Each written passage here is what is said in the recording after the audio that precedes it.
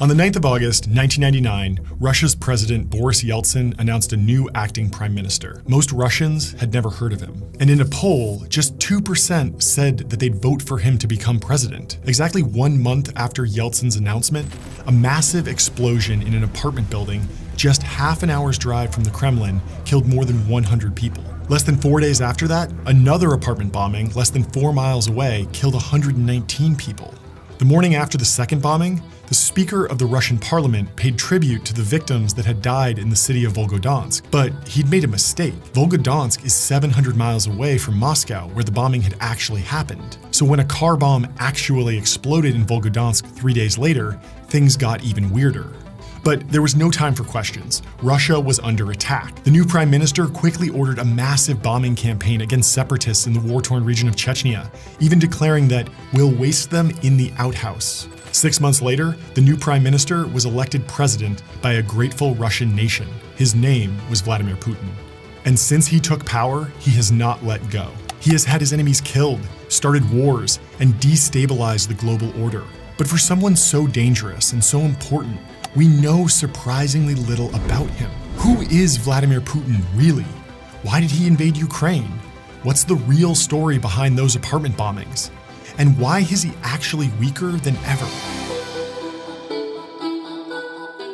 The Moscow apartment bombings are a key part of Vladimir Putin's rise to power. And don't worry, I'm going to talk more about them. But to truly understand how he became the man he is today, you need to understand the organization that molded him, the KGB. The KGB was one of the main instruments of Soviet state power. It operated totally above the law, spying on dissidents, carrying out espionage, and acting as a secret police force. And because the Soviet Union had lots of enemies, the KGB needed lots of agents. One of the best places to find them was in the country's most prestigious universities. That's exactly where they found a young law student at Leningrad State University named Vladimir Putin. They waited until he graduated before recruiting him in 1975. Lots of KGB agents joined because they basically had no choice. When your country's notorious spy agency asks you to join, it's kind of hard to say no. But Putin joined because he wanted to. He spent his first few years with the KGB pushing papers in a gloomy office in Leningrad. But his first big break arrived when, in the early 1980s, he was summoned to Moscow to attend the agency's elite Foreign Intelligence Training Institute.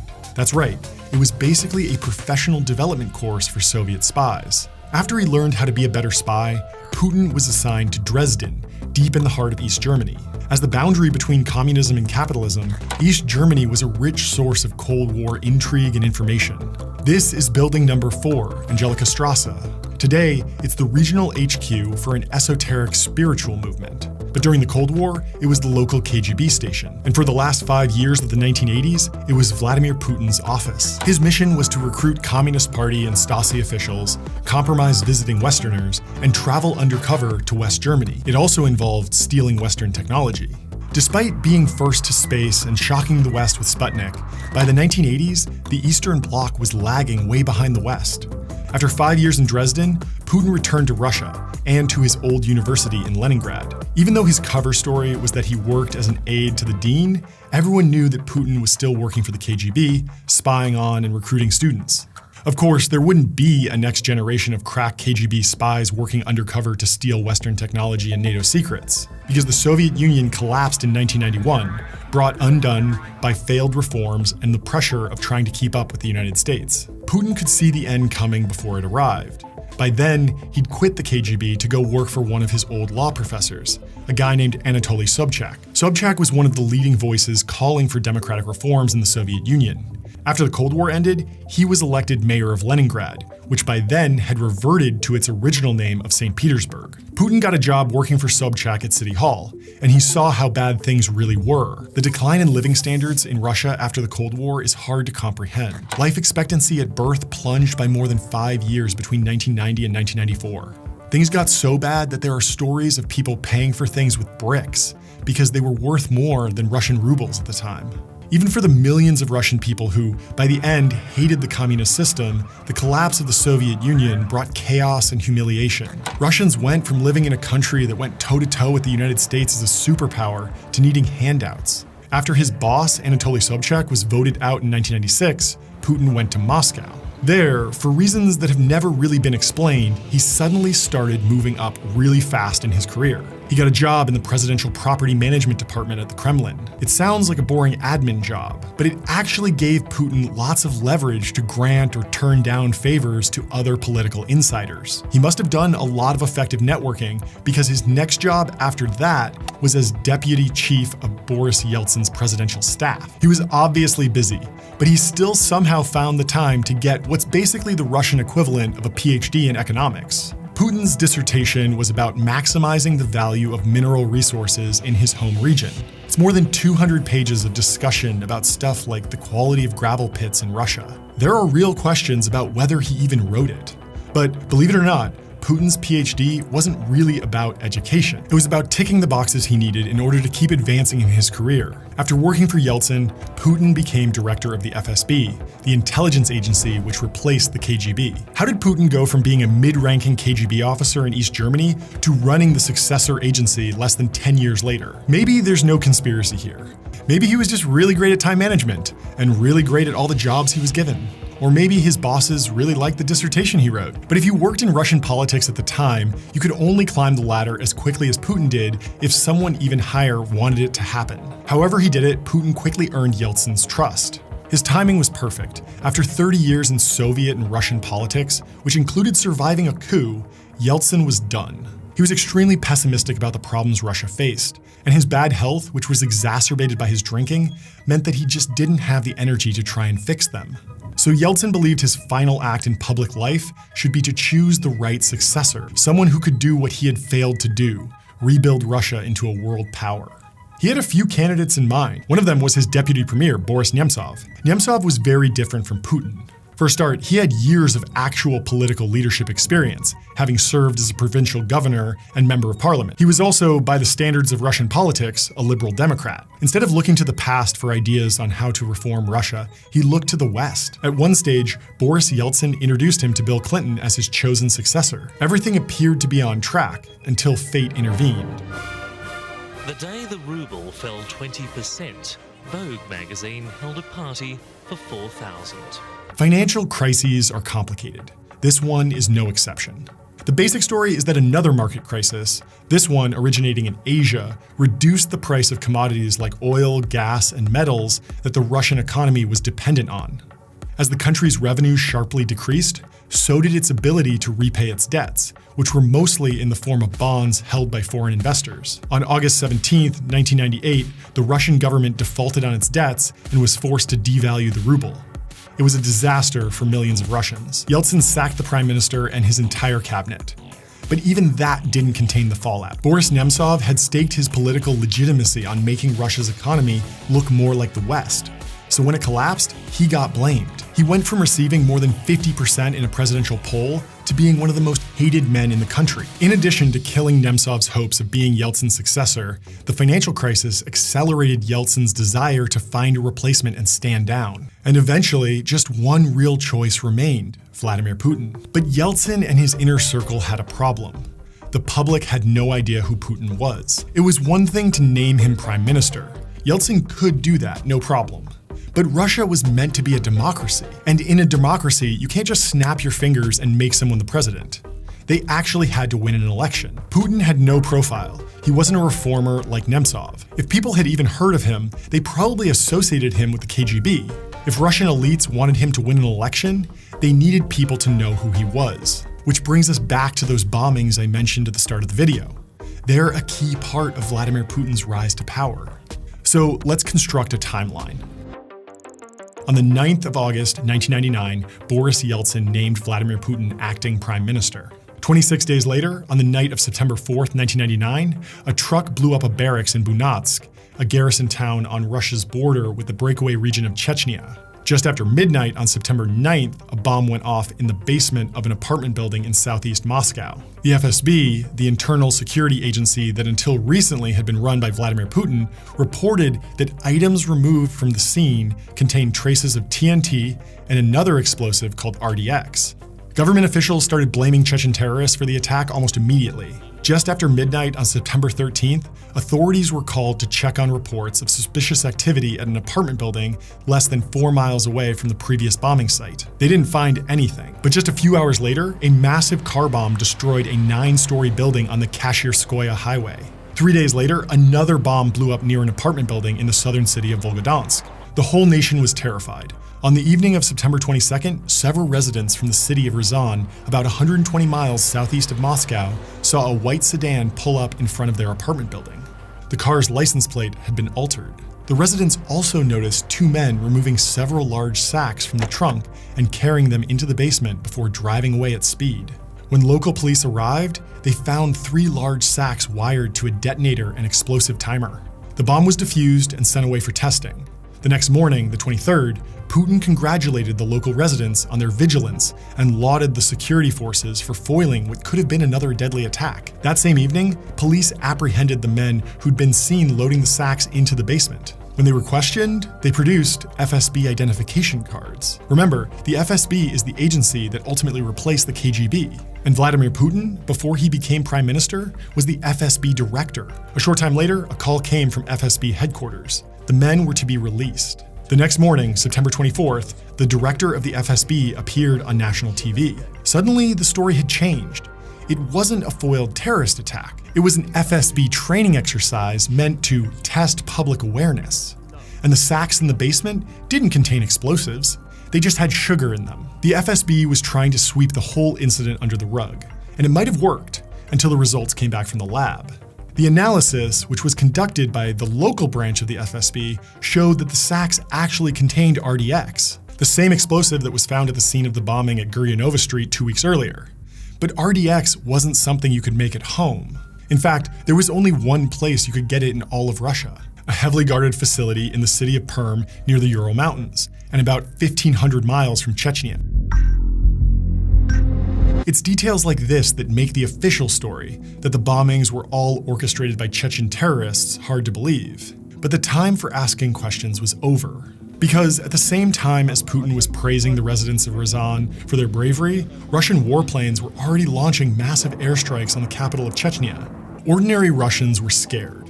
Their country had gone from being a superpower to a basket case. People were going hungry, losing their savings, and dying in their homes. Vladimir Putin promised an end to the chaos. Under him, order would be restored. People didn't know about the gaps in the official story, or if they did, they pretended not to notice. On March 26, 2000, Vladimir Putin was elected president with 53% of the vote. The people of Russia might not have realized it, but they just made a very fateful decision. Well, Russia at the present time is at a crossroad. The communists have been defeated, but the ideas of freedom now are on trial. Putin's first major crisis came less than 6 months into his presidency. This is the Kursk, a nuclear-powered Oscar II class submarine. At the time, it was the biggest cruise missile submarine in the world. It was said to be virtually unsinkable. So it was the obvious choice to lead Russia's first major naval exercise in more than 10 years. These exercises were basically a way for Vladimir Putin to show adversaries like NATO and the United States that, after a tumultuous few years, Russia was once again a military power. At about 11 a.m. on August 12, 2000, deep in the Barents Sea, the crew of the Kursk were given clearance to launch 2 dummy torpedoes at the Peter the Great battlecruiser. But the torpedoes detonated prematurely. At 11:29 a.m., nearby Norwegian seismic detectors registered an explosion. 2 minutes later, another much larger explosion was detected. The Kursk sank to the seabed. Amazingly, the US Defense Secretary William Cohen knew about the accident before the Kremlin. The international community quickly offered assistance to try and save any crew who might still be alive, but the Russian government refused all offers of help. Publicly, they said they had everything under control. In reality, they knew the Kursk and its crew were in big trouble. It took 16 hours to locate the Kursk after it sank, and 2 days before officials publicly acknowledged that anything was wrong. When they did, they said it was just experiencing minor technical difficulties.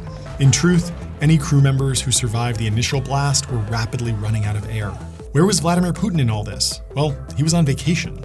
He actually wasn't even informed of the accident until the day after it happened. The Navy kept telling him that they had it under control and that there was a strong possibility that the accident had been caused by a NATO vessel. If the cover-up was bad, the rescue attempts were even worse. The Russian Navy repeatedly failed in their attempts to get into the submarine. From his seaside resort, Putin finally agreed to accept outside help, but it was too late. By the time Norwegian divers finally opened a hatch to the submarine, there were no survivors. On August 21st, the Russian Navy was finally forced to admit the truth to the public. The Russian media strongly criticized the government response as inept, and their explanations as totally unreliable. Putin decided to meet with family members a full 10 days after the sinking. Access to the meeting was tightly controlled. State media's broadcast of the meeting showed only Putin speaking. But inside, the reaction was furious. Two journalists who got in by posing as family members witnessed distraught widows and mothers screaming at the president and demanding to know who would be punished for the disaster.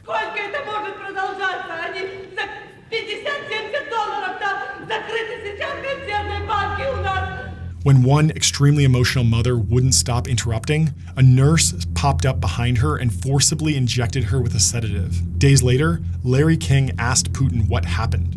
This is how he reacted. The Kursk fiasco was terrible for Putin because it challenged the main part of his appeal, keeping Russians safe and restoring the country's status as a great power.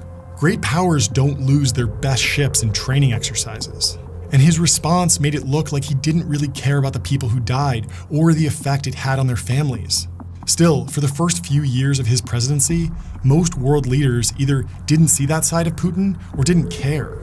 I found it to be very straightforward and trustworthy.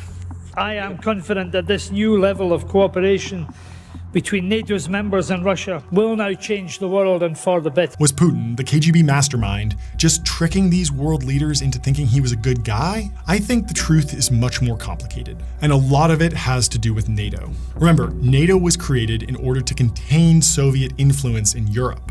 So after the end of the Cold War, most people believed the alliance had served its purpose. Western policymakers didn't see any real reason to keep expanding it. They preferred to focus their energies on encouraging Russia to become a democratic capitalist country. But that began to change in the mid-1990s. Now we have to finish what America started 4 years ago, welcoming Hungary, Poland, and the Czech Republic into our alliance. If you look around at who's in the room today, you can see that they are more than willing. Eastern European countries, which had spent decades under Soviet influence, were suspicious of Russia's long-term motives. They wanted to join NATO while Russia was still weak, because they knew it wouldn't be weak forever. Polish officials even told a team of researchers that if you don't let us into NATO, we're getting nuclear weapons. And Bill Clinton and his team of idealistic foreign policy officials helped make it happen. Just as he promised, Poland, Hungary, and the Czech Republic all eventually joined the alliance. This was basically Russia's worst nightmare, but it couldn't do anything about it. The next round of NATO expansion, in 2004, added 7 more countries. Almost all had been part of the Eastern Bloc. The 3 Baltic countries, Estonia, Latvia, and Lithuania, were part of the Soviet Union itself. Now, they were part of the West, at least in geopolitical terms. For Putin, this shift in the global order was part provocation, part existential threat. NATO was creeping up to his country's doorstep, which threatened to permanently relegate Russia to the status of second-tier power in its own region. It had to be stopped. Putin wanted to undermine NATO and destabilize the US-led world order. In his mind, I'm sure he also wanted to inflict some pain on the countries that, in his eyes, had humiliated Russia at the end of the Cold War. But he knew there was no way Russia could win a war against NATO. To achieve his goals, Putin would need to find another strategy. In late 2004, Ukrainians went to the polls to elect a president. They weren't just choosing between 2 guys with virtually indistinguishable policies. They were choosing between 2 different visions of what kind of country Ukraine should be. In one corner was the pro-Russian incumbent Prime Minister Viktor Yanukovych. In the other corner was the pro-NATO, pro-EU opposition leader Viktor Yushchenko. The man who won would tilt Ukraine closer to the West or closer to Russia. The future of the country was on the line. The Ukrainian parliament had already agreed to the formation of a free trade zone with Russia, Belarus, and Kazakhstan, and Yanukovych had promised to make Russian an official language in Ukraine. You better believe that Vladimir Putin was watching closely. The first round of voting was held on October 31st. It was incredibly tight. Because neither candidate got more than 50% of the votes, a runoff ballot was held on November 21st to determine the winner. The result was still close, but it looked decisive. Yanukovych got almost 900,000 more votes. The geographic distribution of the votes showed a clear east-west division, with voters in western Ukraine favoring Yushchenko and those in eastern Ukraine favoring Yanukovych. From the first round to the second round, big increases in turnout were recorded in regions that supported Yanukovych. In his home district, the turnout went up by more than 40%. Some districts had the old Soviet classic of more than 100% turnout. Viktor Yushchenko was even poisoned with a toxic substance called dioxin. He survived, but was permanently disfigured. International observers immediately sounded the alarm, and Ukrainians took to the streets. On November the 22nd, 2004, presidential election results were announced in Ukraine. They were greeted with accusations of vote rigging on a massive scale. The defeated opposition leader, Viktor Yushchenko, called for a national strike, and a people's army occupied Kiev's main square. It was dubbed the Orange Revolution, but it was the turning point in a bruising election marathon. Ukraine was electrified by acts of civil disobedience, sit-ins, and general strikes. The protests worked. Ukraine's Supreme Court annulled the results of the runoff and ordered another vote for December 26th. The whole world was watching, so Yanukovych and Putin couldn't pull the same tricks. The final results showed a clear victory for Yushchenko, who received about 52% of the vote compared to Yanukovych's 45%. On January 23, 2005, Viktor Yushchenko was inaugurated president of Ukraine. The Orange Revolution is an important chapter in the political evolution of Vladimir Putin. After years of cementing his rule at home, this was the first time he interfered in the politics of a neighboring country with the goal of installing a pro-Kremlin regime, and he failed. But his failure would only deepen his resolve to expand Russia's sphere of influence. Putin understood that in order to turn failure into success, he needed to silence his enemies. Do you remember this man? What about when he looked like this? That's Alexander Litvinenko, 3 days before he died of polonium poisoning. Until 1998, he was a lieutenant colonel in the KGB, exactly the same rank as Vladimir Putin. But after giving a press conference about an assassination plot, he was fired and then jailed for 9 months. When he was released, Litvinenko fled Russia and eventually settled in England. There, with the help of another exile, the oligarch Boris Berezovsky, he waged a years-long media campaign against the Putin regime. They asked lots of uncomfortable questions, including about those apartment bombings. Litvinenko was becoming an annoyance, so deep in the heart of the Kremlin, the decision was made to eliminate him. 2 Russian ex-KGB officers were dispatched. Their destination, London. They met with Litvinenko at the Millennium Hotel on November 1st, 2006. That night, he fell ill. 2 days later, he was admitted to the hospital under a fake name. As his condition worsened, he told his doctors who he really was, and that he'd been poisoned. Testing of Litvinenko's blood and urine detected small gamma-ray spikes. A scientist who'd worked on Britain's early atomic bomb program overheard a conversation and recognized the gamma-ray spike as the signature of polonium-210. But detecting polonium was very different to treating it.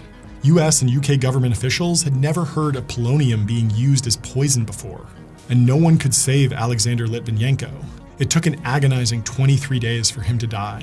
During that time, he wrote a statement blaming Putin for what had happened. After his death, investigators discovered that the assassins had put a lethal dose of the polonium in a teapot at the Millennium Hotel. The assassination of Litvinenko shook the world out of their complacency regarding Putin. As long as he supported the war on terror and kind of looked like a Democrat if you didn't look too closely, Western leaders could convince themselves he was on their team. But now they could see the truth. If Putin could have one of his enemies killed like that in a Western capital, he was capable of anything. With the assassination of Alexander Litvinenko, Vladimir Putin showed everyone in the West who he really was. And the thing is, he was still a popular leader in Russia. Lots of Russians still remembered the Cold War and the shock therapy administered by Western economists throughout the 1990s. To them, Putin was restoring Russia to its rightful place as a world power in its own right, and a counterweight to the West and the United States. He was also growing the economy. The US invasion of Iraq was one of the factors that led to a massive increase in the price of oil and gas, which the Russian economy depended on. Between 2003 and mid-2008, the price of crude oil rose from $30 per barrel to almost $150 per barrel. That translated to rapid economic growth. Russia's GDP grew by an average of 7% per year. Real disposable incomes doubled. Putin was helping Russians become wealthier while also asserting their interests abroad. In early 2007, he attended the Munich Security Conference and gave a speech which would become a major turning point in his rhetoric toward the West. In language that was increasingly candid for such a setting, Putin accused the United States and the West of arrogance, hypocrisy, and violating democracy. This is a world of one master, one sovereign. They constantly teach Russia, us, democracy, but those who teach us, for some reason, do not really want to learn. This speech is absolutely key to understanding Putin's worldview. 15 years before he invaded Ukraine and 5 years before Xi Jinping became the leader of China, Putin was telling the world that Russia wanted a multipolar world order. In other words, he wanted a system that represented capitalism, democracy, and other Western values to become less powerful. The speech was music to the ears of nationalists in Russia and contributed to his popularity at home. There was just one hitch. According to Russia's constitution, he couldn't actually serve a third term as president, so he hatched a scheme with his loyal prime minister, Dmitry Medvedev. Medvedev would become president, and Putin would serve as prime minister. It was a blatant subversion of democracy. Everyone could see it was a way for Putin to maintain his grip on power and install someone who would keep the seat warm for him. More than 71% of Russians voted for Medvedev to become the figurehead president. Despite no longer being president, Putin's grip on power was stronger than ever. And with things secure at home, he was ready to focus on undermining the established world order. The leaders of NATO begin a two-day summit today that looks set to highlight the pressures straining the fabric of the alliance. Should NATO agree to give membership action plans to Georgia and Ukraine? Russia was extremely nervous about the prospect of countries on its borders joining NATO, which meant that when NATO released a communique which said that Ukraine and Georgia will become members of NATO, it immediately set off alarm bells. Those membership action plans actually never ended up happening. But in Putin's eyes, that didn't matter. From his perspective, allowing Ukraine and Georgia to join NATO amounted to a direct threat to Russia, and he had to respond. His first target was Georgia. Georgia's pro-Western government was perpetually in conflict with South Ossetia and Abkhazia, two breakaway regions on its border with Russia. Both regions, which had lots of native Russian speakers, had declared their independence. Most of the international community didn't recognize those declarations. But Russia did, and what's more, Russia was providing separatists in those regions with weapons and other support. The fighting between Russia and Georgia over the Georgian breakaway region of South Ossetia.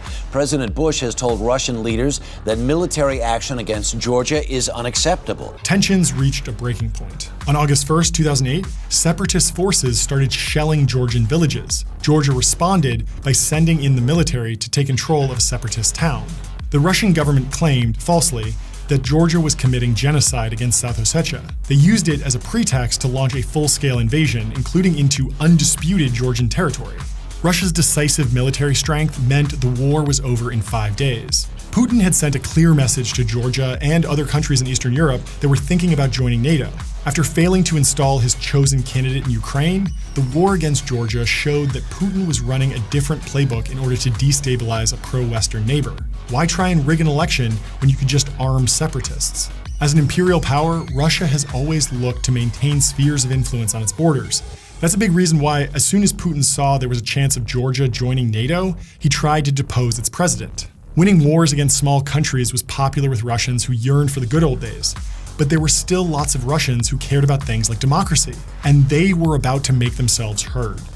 Tens of thousands packed the streets of Moscow in the biggest anti-government demonstrations Russia has seen for 20 years. They shouted, "Putin is a thief," and Russia without Putin. Protesters accused Prime Minister Vladimir Putin and his United Russia party of corruption in rigging parliamentary elections last weekend. Russia's 2011 parliamentary election had lots in common with the Ukrainian presidential runoff that led to the Orange Revolution. On top of irregularities that Russians had grown used to since Putin became leader, like debates between random candidates at 7 a.m., cell phone footage showed blatant violations of electoral laws. Videos were quickly uploaded to social media, which Putin didn't control at the time.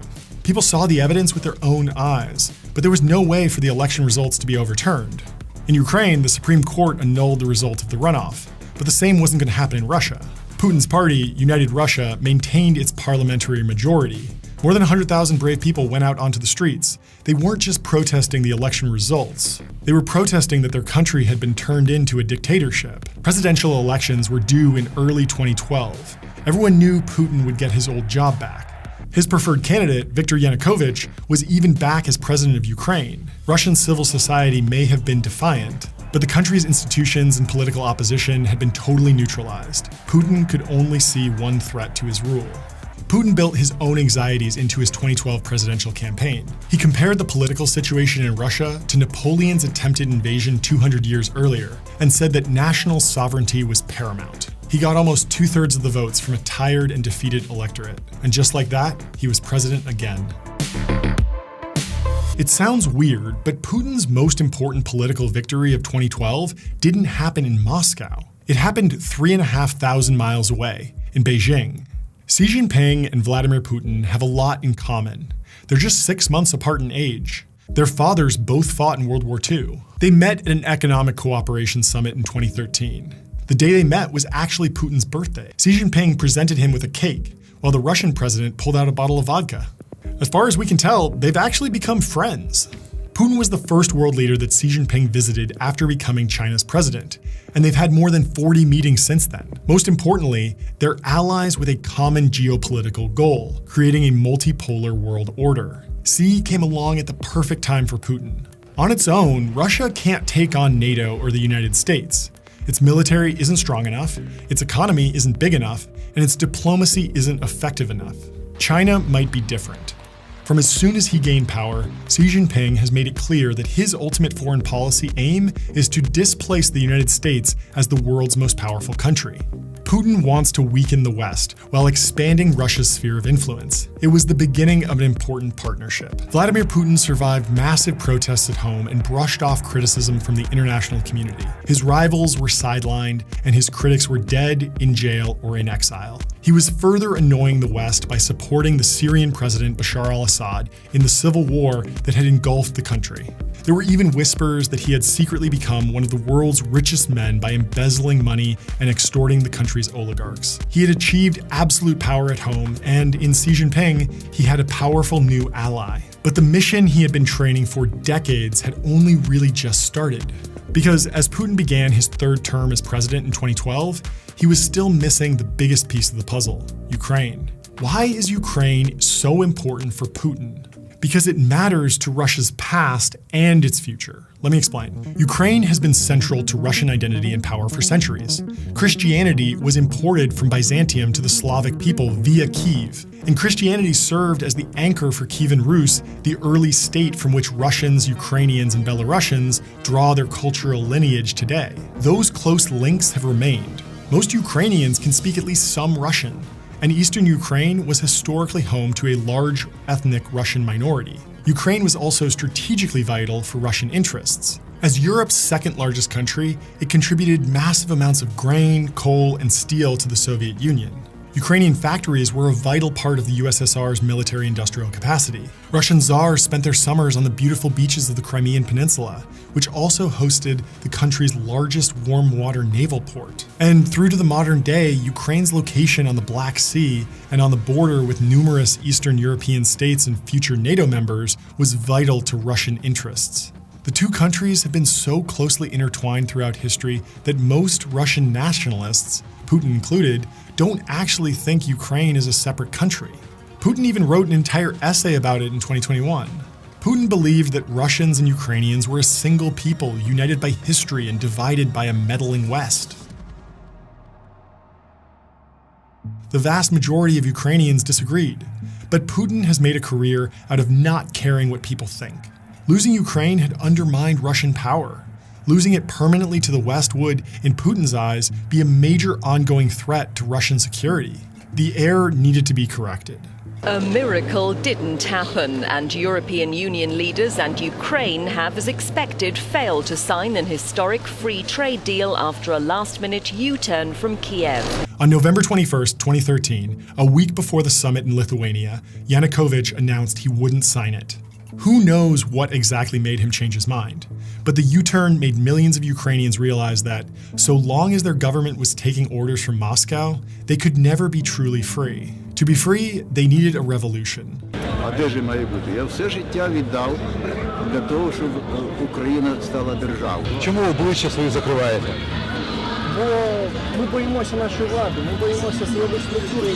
Hundreds of thousands took to the streets across Ukraine. Kyiv's Independence Square was turned into a massive protest camp, with barricades, broadcasting facilities, and stages for lectures and speeches. Events escalated further in early 2014 when Yanukovych signed draconian anti-protest laws.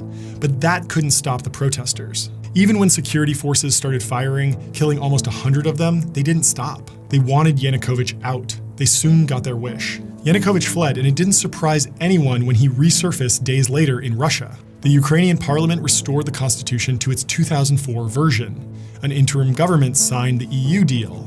A former businessman became president. The events of February 2014 became known in Ukraine as the Revolution of Dignity. The future of Ukraine suddenly looked bright, but Vladimir Putin wasn't about to accept defeat. Soldiers began appearing in the southern Ukrainian province of Crimea, and they came to be known as the Little Green Men. Within a couple of weeks, the whole of Crimea was under the control of these little green men. For weeks, Putin denied these little green men were Russian soldiers, claiming instead they were local militia who'd seized Ukrainian weapons.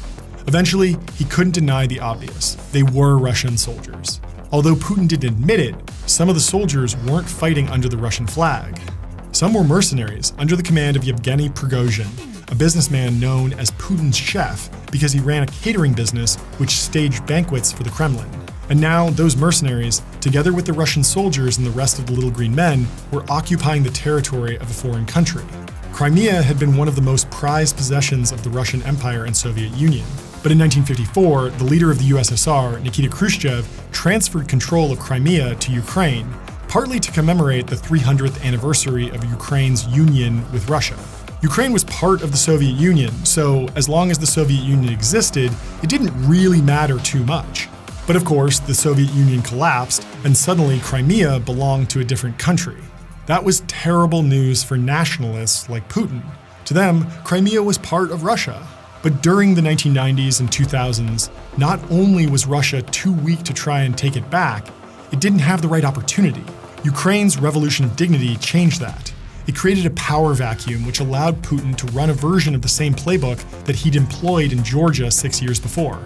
On March 6th, the Crimean parliament, which remember, the Little Green Men had actually occupied, voted to hold a snap referendum on independence and the prospect of joining Russia. 97% of Crimeans said they were in favor of joining Russia. It's absolutely true that there was genuine support for Russia, especially in the southern and eastern regions of Ukraine, where cultural ties to Russia were stronger. But I'll leave it up to you to decide if the vote was totally fair or not. It didn't matter. Putin had his pretext. Soldiers, this time bearing the official insignia of the Russian military, moved in. They quickly surrounded all of Ukraine's military bases in the region, and on the 18th, Putin announced the formal incorporation of Crimea into Russia. It's not like anyone was under any illusion about Vladimir Putin. But even by those standards, this was an escalation. The annexation of Crimea was the first time a European country seized territory from another European country in the 21st century. It was a shock to everyone who had kind of assumed that war in Europe was a thing of the past. From there, things moved really fast. Armed pro-Russian separatists in the provinces of Donetsk and Luhansk, an area collectively known as the Donbass, declared independence from Ukraine and the fighting began. Russia covertly provided the separatists with weapons while massing thousands of soldiers on Ukraine's eastern border. By the end of April, Ukraine had lost control of Donetsk and Luhansk to the separatists. International authorities warned commercial airlines to not fly over eastern Ukraine, but tragically, the warning came too late. The terrible first moments after flight MH17 was shot down. Local villagers struggled to prevent the fires spreading to their crops. The shooting down of Malaysian Airlines Flight 17 made everyone in the world realize that they had to pay attention to what was happening in the Donbass. Until then, lots of people could convince themselves that it didn't really matter. It was just fighting in a faraway place they hadn't heard of. But this was a passenger plane with casualties from 10 different countries. And when investigators learned that the plane had been shot down by pro-Russian separatists using a surface-to-air missile which they had imported from Russia, the international community was outraged. It was a very tense moment. World wars have been started over less. Thankfully, the moment passed without further escalation. All sides, Ukraine, Russia, and the two so-called People's Republics, agreed on a roadmap to ending the war in late 2019. It quickly failed, mostly because of repeated breaches by the Russian side, but that's exactly how Putin wanted it. He didn't want to end the fighting. Deep in the heart of the Kremlin, isolated from his advisors because of his paranoia about COVID-19, Vladimir Putin decided that he would finally undo the catastrophe brought about by the collapse of the Soviet Union. He would invade Ukraine and reattach it to Russia by force. Most people, at least in the West, never believed he'd do it. They thought it was an irrational move that would only serve to galvanize the West and push Ukraine toward NATO. But he did it anyway. On February 24th, 2022, after weeks of preparation, Russian troops crossed Ukraine's northern border, including from neighboring Belarus, from Donetsk and Luhansk in the east, and from the south via Crimea. CCTV footage captured some of the first moments of the invasion. It wasn't the beginning of a war. It was the escalation of one which began when those little green men started showing up in Crimea. And of course, according to Putin, it was not a war at all. It was a special military operation. No one knows how the war in Ukraine will end. But in many ways, it's already been a failure. Putin expected Ukraine and the West to collapse. Ukraine itself has been incredibly resilient, and almost a quarter of a century after the Kursk disaster, Russia has shown surprising weakness in terms of tactics and hardware. And rather than quickly seizing Ukraine, Putin has massively increased the importance of NATO and brought the West into the closest security partnership it's had for decades. Finland has joined NATO. It looks like Sweden will join soon too. And there are serious discussions underway about Ukraine joining as well. Putin's invasion has drawn clear battle lines. On one side, there's the West, a grouping which now includes Ukraine.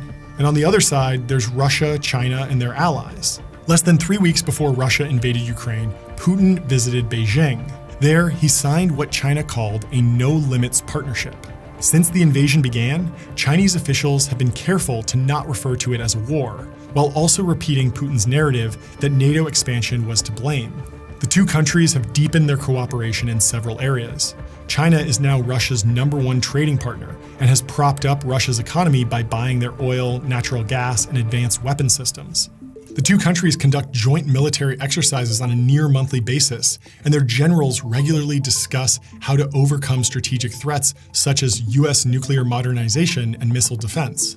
In March 2023, Xi Jinping visited Russia to see Vladimir Putin for the first time since the invasion. The two men pledged to shape a new world order and drive changes not seen in a century. It sounds like their friendship is going pretty well. In addition to changing global geopolitics, Putin's invasion has also changed Russia. As the war started to drag on and the easy victory that Putin expected didn't materialize, key Russian military leaders began grumbling. One of the loudest critics was someone I mentioned earlier, Putin's chef, Yevgeny Prigozhin. Prigozhin runs the Wagner Group, a shadowy mercenary organization that first appeared in Crimea in 2014, but since then has exerted Russian influence by proxy in places like Syria, Libya, and Mali. And since late 2022, he's been saying what everyone in the Russian army is scared to say: the war is going badly. In October, he criticized the decision to withdraw from a key city in eastern Ukraine. In February of 2023, he recorded messages on Telegram accusing Russia's most senior general and the country's defense minister of withholding ammunition and supplies from his soldiers, so of treason basically. And in early June, he said the Wagner Group wouldn't sign a contract with the defense ministry. But I think it's fair to say that no one expected the escalation that happened on June 23rd. In a half-hour video, Prigozhin directly accused the Russian military of attacking Wagner's fighters in Ukraine, while also directly contradicting all of Putin's justifications for the war, saying, "The war wasn't needed to return Russian citizens to our bosom, nor to demilitarize or denazify Ukraine. The war was needed so that a bunch of animals could simply exult in glory." But this time, Prigozhin wouldn't just settle for talking. He directed his fighters to go on the offensive. Within hours, they had captured major military buildings in Rostov-on-Don, Russia's 9th largest city and a major staging point for the invasion, and an armored column was moving in the direction of Moscow. Unconfirmed reports even suggested that the Wagner Group shot down several Russian military aircraft. Putin quickly mobilized troops to defend the capital and gave a speech calling the rebellion a knife in the back. Plane tracking data suggested that the presidential plane flew north out of Moscow before switching off its transponder and going dark. And then, just as quickly as the rebellion or mutiny or coup, whatever you want to call it, had started, it was over. The president of Belarus, Alexander Lukashenko, said he'd struck a deal to end the conflict and provide Prigozhin with safe harbor in Belarus. As one tweet put it, the Wagner rebellion is like if a bunch of disgruntled Blackwater vets took San Diego. Except it's even worse, because then the Blackwater vets made it almost all the way to Washington, D.C. before Joe Biden cut a deal with Justin Trudeau to take in their leader, while also dropping all criminal charges. Was it an attempted coup? Was it just a feud between different factions? Did Prigozhin get some kind of deal in exchange for turning his soldiers around? How much will this help Ukraine? As I'm recording this, there aren't really any clear answers, but it's safe to say one thing. It's really bad news for Vladimir Putin. His former ally publicly called the war corrupt, revealed massive problems inside of Russia's military, and then seized one of the country's most important cities almost without a fight. And all Putin could do was give a speech, and then seemingly let him escape without punishment. Almost 25 years after he climbed to the top of Russian politics, maybe the world is now seeing another side of Vladimir Putin, the weak leader who's losing control. At the start of this video, I asked some questions, like who is Vladimir Putin? What does he want? And why did he invade Ukraine? Vladimir Putin is a spy, politician, nationalist, and a gangster who wants to be an emperor. He's also one of the most important people in the world. And every day since he started as a junior KGB officer, he's been on a mission to restore Russia's standing as a world power and, in the process, to weaken the West. So far, he's mostly failed. Russia is still in decline, and he can't do much about it. His invasion of Ukraine has brought the West as close as it's been for decades, and the Wagner Group's rebellion has shown that his grip on power may be more tenuous than it's ever been. But he's found an incredibly important ally, Xi Jinping.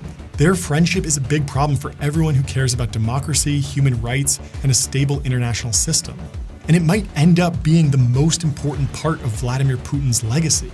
And to better understand this dynamic, you need to watch this video about Xi Jinping next. Thanks a lot.